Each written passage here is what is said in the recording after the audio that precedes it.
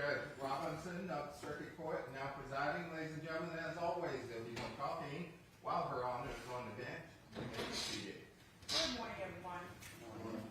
Are we ready to call the case of Commonwealth versus Parker? We are, Your Honor. We are. And to the media personnel, the buttons that we have to press to turn on the audio are all in place? Okay, thank you. All right, so we are calling the case of Commonwealth versus Parker. For the record, let it reflect the Commonwealth attorney is present, Mr. Jenkins, with Ms. May. Good morning to you both. Good morning. The defense is present, Mr. Rogers and Mr. T. Good morning to you both. Good morning, Your Honor. The defendant is present, Ms. Parker. Good morning to you both. We rested yesterday. Is there anything you need to address this morning? Yes, Your Honor, I have two matters. Okay, yes, sir. The first is that the court yesterday, as I understood it, we agreed to admit the full and unredacted interview between Dr. Parrish and Dr. Parker. I needed time to just place that on a USB drive. I have done that. It's on Madam Clerk's counter there. I understood at the time that the court had admitted it, and I just needed to provide it. But if the court had not admitted it at that time, I am moving to reopen and admit it as Commonwealth 6. Any objection? Not any objection to reopening for the purpose of admitting that. That's it. Okay, so granted, Commonwealth is reopened, and we will admit it. Does Madam Clerk have it now? Yes, it's Okay. right there. All right, and this would be 6, Madam Clerk? Yes, ma'am. Okay, so admitted, and again, this is just the full video of what's already a redacted version in evidence. Okay, and now that that's done, do you rest again, Mr. Jenkins? Yes, we rest the reopened case, yes. Okay, and the second matter?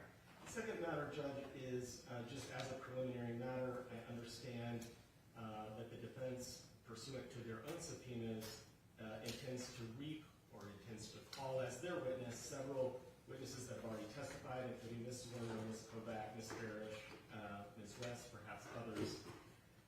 And I just want, as a preliminary matter, to point out Jones v. Commonwealth 2023 VA Act, Lexus 294, decided May 16th of 2023, which holds that it is not proper for the defense to do any impeachment when it calls its own witnesses. And so I am asking the court to instruct the defense not to do any impeachment and not to recross on matters that they already had a full opportunity to cross on. But I certainly would not object to them eliciting new evidence in their client's favor from those witnesses. But in terms of recrossing witnesses they've already crossed, that would not be proper to hear pursuant to the defense subpoena. So I wanted to raise that issue with the court. Yes, sir, thank you. Response? Yes, Your Honor. We would be asking, in the event of calling these witnesses, that they be, that we be able to examine them as hostile witnesses. Okay. And so ultimately, we will cross that bridge when we get to it. You all are entitled to call whatever witnesses you wish, and if they meet the qualifications to be declared hostile or adverse and be treated accordingly by impeaching and or leading questions, then if they meet that statutory criteria, then that will be allowed. So Mr. Jenkins, I understand your objection now, and it'll be ongoing, and when we get there, we will address it.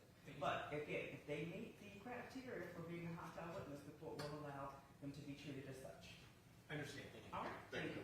Okay, so with the Commonwealth resting, defense asked to prepare, time to prepare their motions to strike, and we've started with them this morning. Are we ready for that? Yes, Your Honor. Okay, I'm ready. Please proceed. Your Honor, the Commonwealth has filed 8 indictments for felony abuse and neglect of children. I am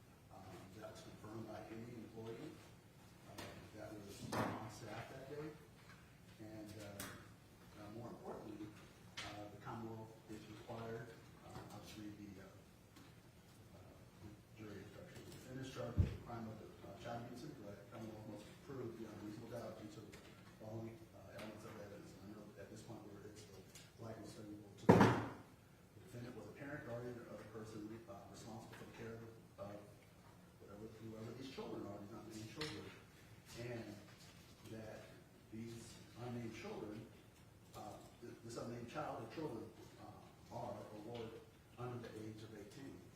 There was no testimony that any individual child that was present in the classroom by name was under the age of 18. Also, the Commonwealth has to prove that the defendant's willful act or omission in care of whoever these unnamed children are was so gross, wanton, and culpable to show a reckless disregard for human life. Juris instruction that discusses the definition of willful says, a willful act is one done with a bad purpose or without justifiable excuse or without ground for believing it is lawful. A willful act is intentional or knowing or voluntarily as distinguished from accidental. The terms bad purpose or without justifiable excuse require knowledge that particular conduct would likely result in injury or illegality. Your Honor, in my own words, the Commonwealth has to establish that Dr. Parker knew, and her response was, so what? I know that there's a weapon and that there's a likelihood that children will be harmed by that weapon or firearm, and I don't care. You know, let whatever happen is going to happen. There was no evidence that was Dr. Parker's response to anything that happened on that day. She was brought limited information, and she responded to the information that she had. Again, I asserted at the very beginning of this, if we look at the behavior of everyone that had contact with JT on that day, they did not believe that there was a firearm. They did not believe that there was a weapon. There was testimony from Warner. She was the person that had the most direct contact than anyone on that day. Her behavior did not indicate that she believed that there was a weapon. She left JT in the classroom. She left other children in the classroom. Then we go to Ms. Kovac. Again, she sat with him, had her eyes on him, watched his behavior. She said it was weird, but her actions in no way indicated that she believed that there was a firearm in possession of JT. And then we consider what Mrs. West testified. She said there were some concerns. She actually observed JT on the playground with the other children. Based on her observations, she was satisfied that there was no weapon. And she only became concerned again when there was a report almost contemporaneously with the shooting that there in fact was a weapon. And then we consider the testimony of Mr. Rawls. He had a lot of contact with JT leading up to this event. On the day of the event, concerns were brought to him.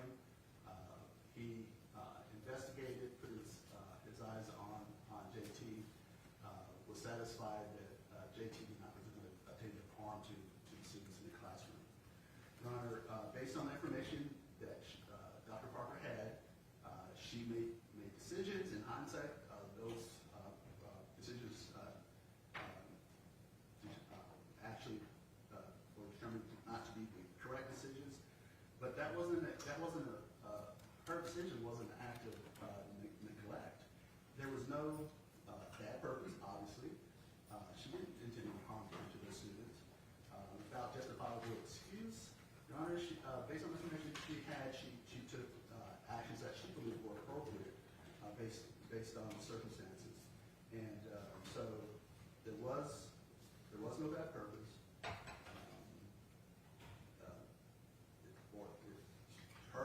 There's really no excuse that we're trying to say other than she did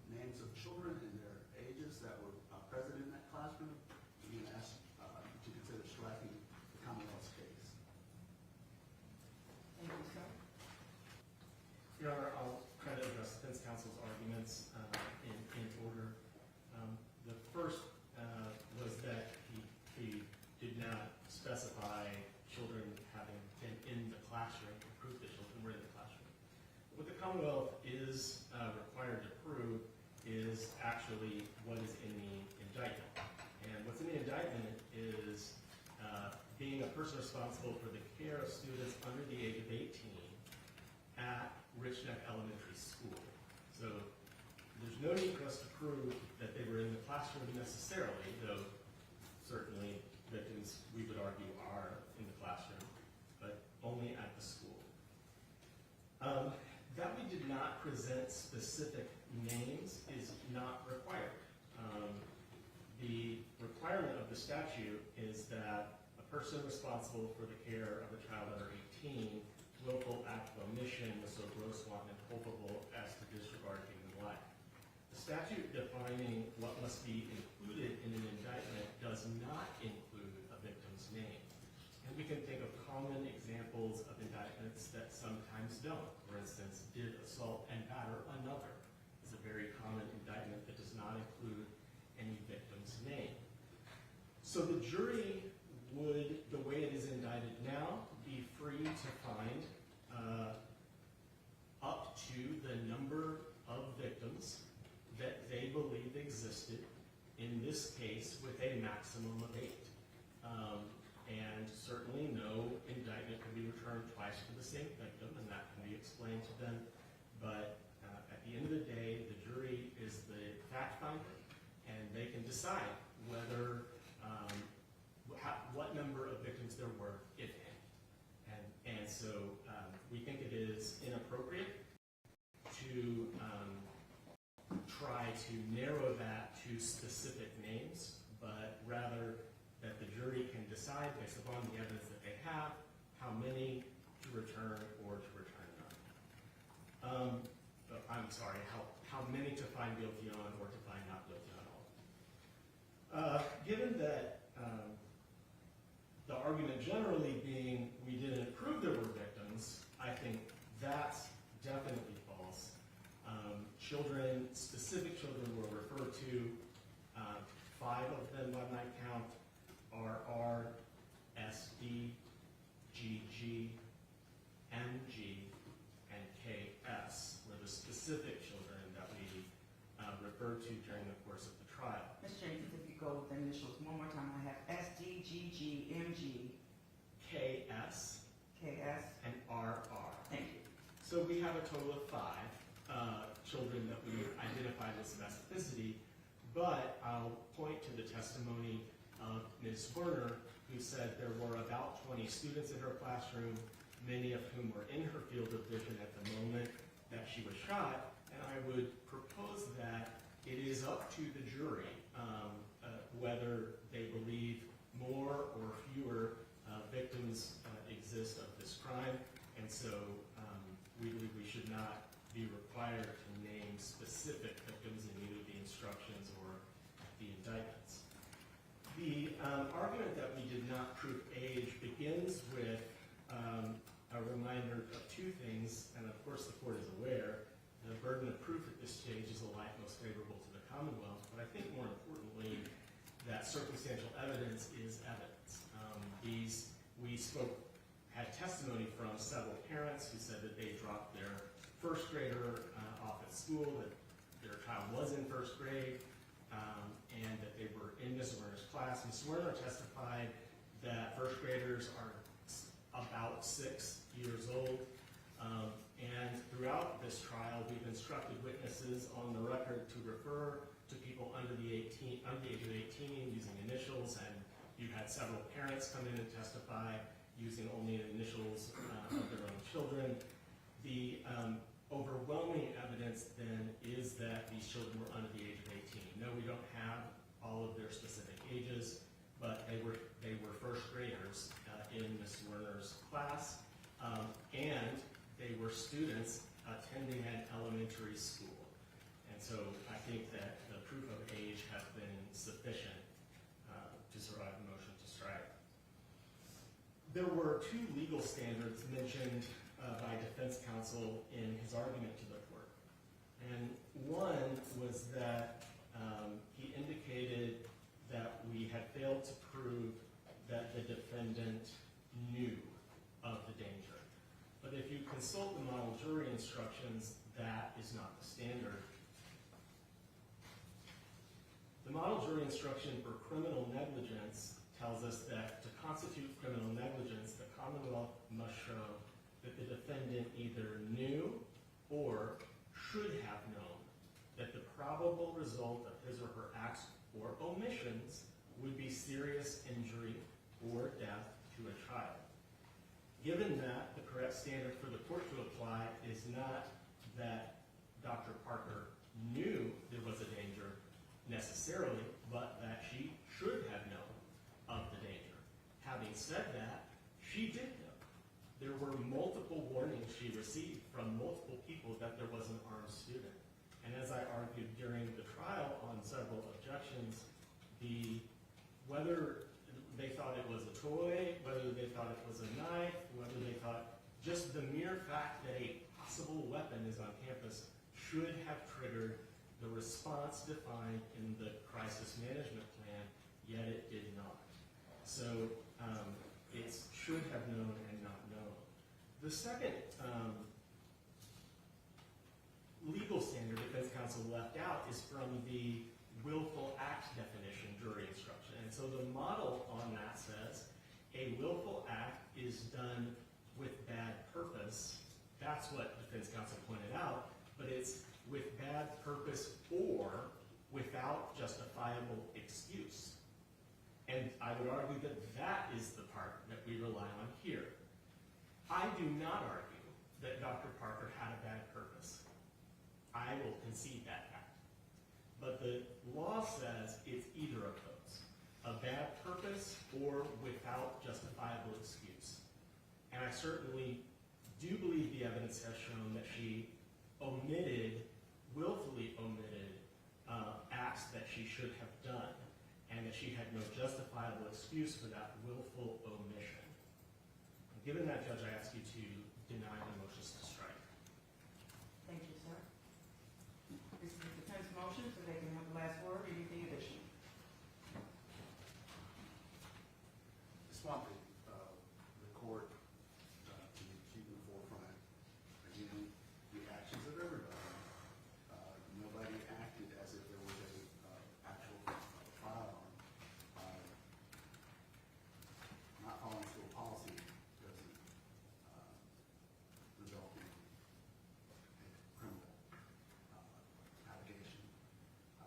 There were acts that should have been done, definitely in hindsight, but based upon information that Dr. Parker had, she did not willfully take any action, or there was no willful omission on her part to put these children in harm. Again, mistakes occurred, but there was definitely no criminal intent, and I would submit that her actions in not criminal. It was just at the most it was a lapse of judgment. Somebody makes a mistake, that should not result in felony allegations or definitely felony convictions. So omitting a step in a school policy should not be considered to be a crime. She acted upon the information that she had. She took the steps that she thought were necessary. She did not believe that there was a gun. Nobody that was there acted as if they believed that there was a gun. And I'd ask that you find the Commonwealth, even at this stage, and like most members of the Commonwealth, has not established a willful act or omission. And definitely the Commonwealth, I think, is conceding that there has been no specific proof of the age of any child that was in incarcerated.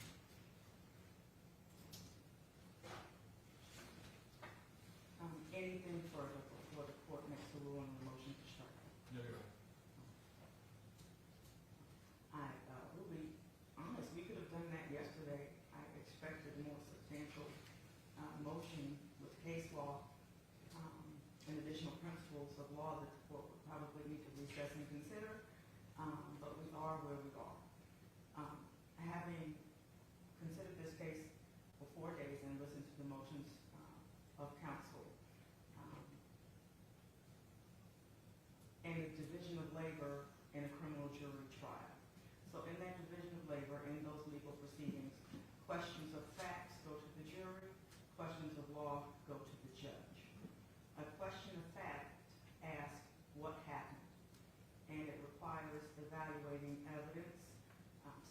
to witness testimony and/or physical proof.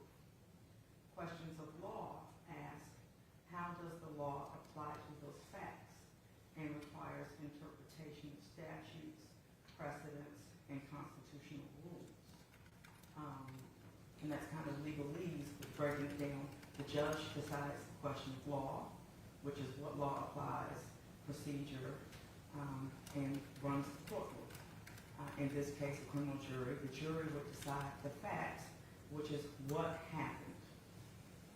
To give an analogy, because this case doesn't put itself well to analogy, somebody is given a ticket for speeding 70 and a 65, but they're stopped in a parking lot. The jury decides the question of fact. Was that driver actually going 70? The judge would decide, does the speeding law apply in the parking lot? So that's the way to wrap your mind around the difference between question of law and fact, which can get quite convoluted. With the question of fact being resolved by the trier of fact, which in this case is the jury, and their job would be to weigh the strength of the evidence and the credibility of the witness. And judges resolve the questions of law. And what would be put to the jury in this case was whether or not Ebony Parker is guilty. And that would be the question of fact. I do all this, say all this, because the distinction between law and fact can become convoluted, and they can be mixed. It can be a mixed question of law and fact. The Supreme Court itself has acknowledged that it can be an imperfect science of where is that dividing line, but identifying that line is important, critically important, whether or not it's a question of law or fact. Question of fact goes to the jury, they make the decisions. Question of law, it stays with the judge. And I guess for purposes of the parties' understanding, that influences the courtroom decision maker, the appellate review, how evidentiary rules are administered, and the application of precedent, which I would say there is no precedent for what's before the court of an administrator being criminally charged and tried for what has been presented and what happened that day, January 6, 2023, at Richneck Elementary School in Newport News. This court is finding that it is presented with a question of law, which requires resolution by the decision maker. The decision maker on questions of law are the judge, and whose decision is that, and my decision is that this is a matter for the court, and the court is of the legal opinion that this is not a crime, not under the common law of Virginia, nor under the code of Virginia. And the court is going to explain its rationale and ruling. With that being said, if it's not a crime under the common law, nor under the code of Virginia, should the legislature wish to make this a crime, then they will create specific statutory language to do so. When reviewing the statutory language, the court is bound by the plain meaning of that language and must give effect to the legislature's intention as expressed by the language used, and unless a literal interpretation of the language will result in manifest absurdity. So now I look at the statute. Virginia Code 18.2, 371.1. What the indictment charges here is under paragraph B of that statute. It reads, any parent, guardian, or other person responsible for the care of a child under the age of 18 whose willful act or omission in the care of such child was so gross, wanton, and culpable as to show reckless disregard for human life is guilty of a Class 6 felony. The indictments in this case don't address specific individuals, but they list students. The court finds that what has been presented to it is a mashup of legal theory. And it is not clear, based upon the plain meaning of the statute, that these facts are crimes.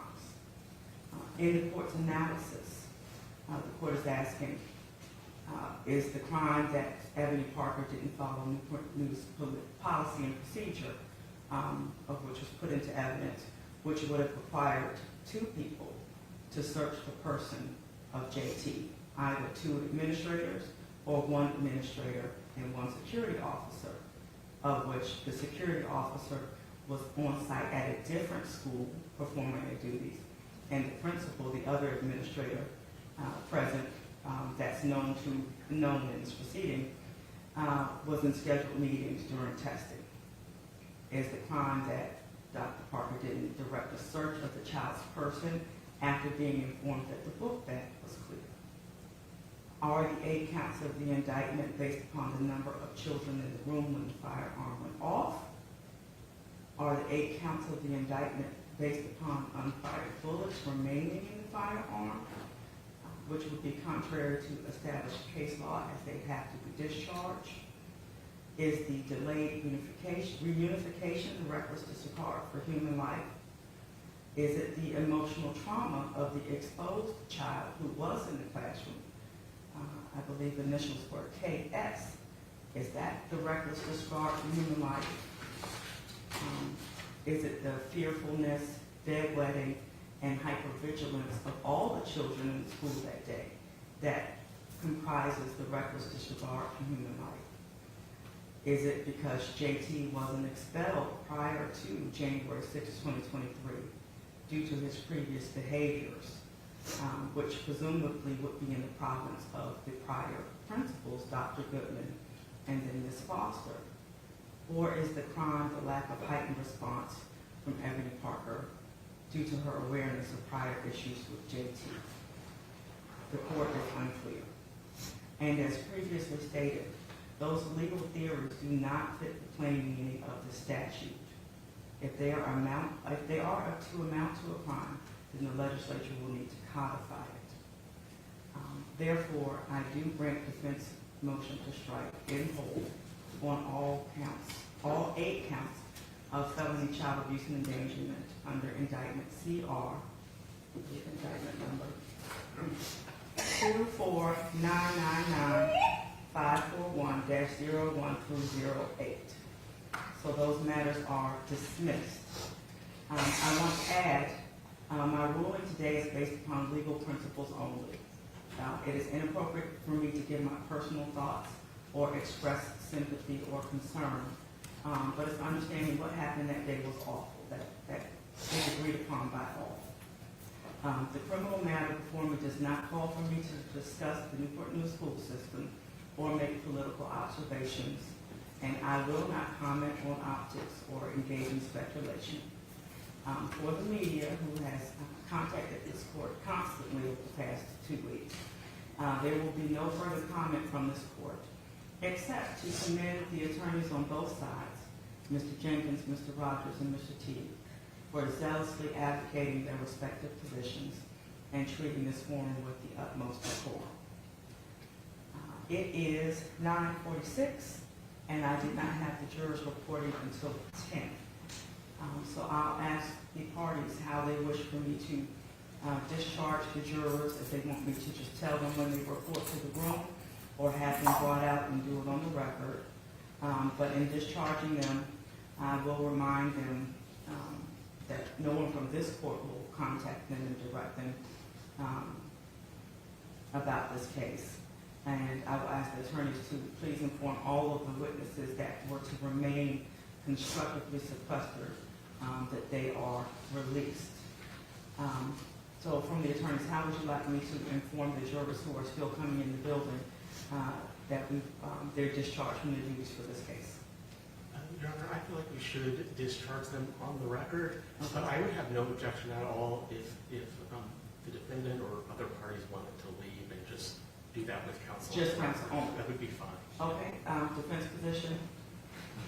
Your Honor, I'm actually okay with the Commonwealth's position. Okay. So I will step off the bench, So we'll be in recess, and then we'll discharge the jurors on the record once they all report. And to parties, please be quiet, and however you feel about the court's ruling, you can express that outside of the courtroom. This is still a professional legal forum. All right. Thank you very much, and Sheriff, come get me when they're all reported. Thank you. Please rise. Thank you. Court stands in recess.